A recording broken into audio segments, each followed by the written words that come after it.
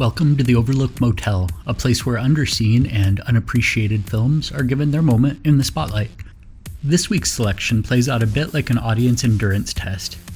Wayne Kramer's Running Scared puts the viewer through the ringer from the jump and only continues to ratchet up the tension to the point of being almost unbearable, never relenting for even a moment.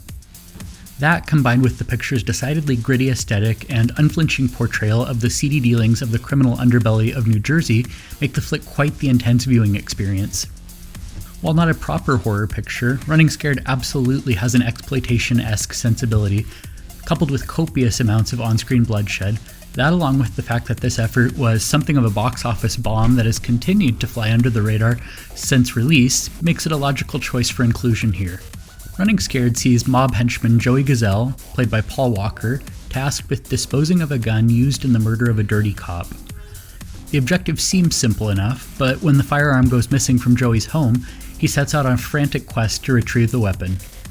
Joey searches high and low, but each lead regarding the ever-changing location of the piece comes with a new set of complications, culminating in a finale that may temper your taste for hockey indefinitely.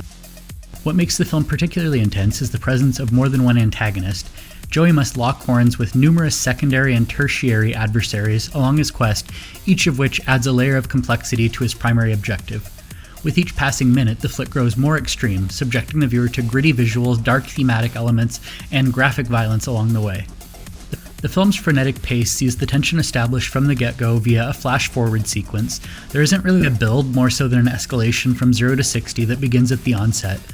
The frantic pace never slows, only growing more harrowing with each new turn of events.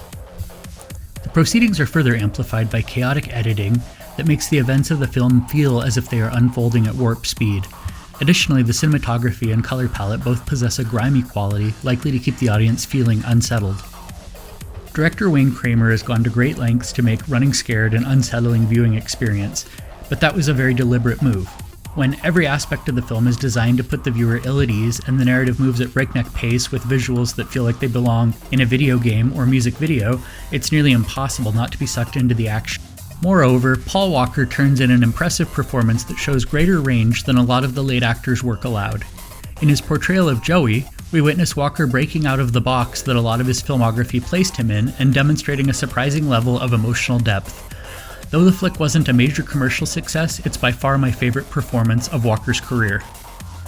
Running Scared isn't available to stream for free as of the publication of this post. It is, however, accessible as a digital rental and on physical media.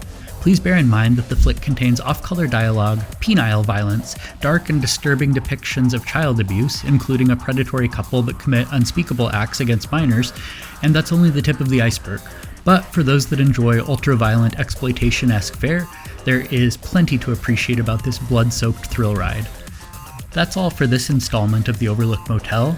If you're keen to chat more about underseen and unloved films, feel free to hit me up with your thoughts on Twitter @FunWithHorror. Thanks so much for checking in, and we'll see you next week.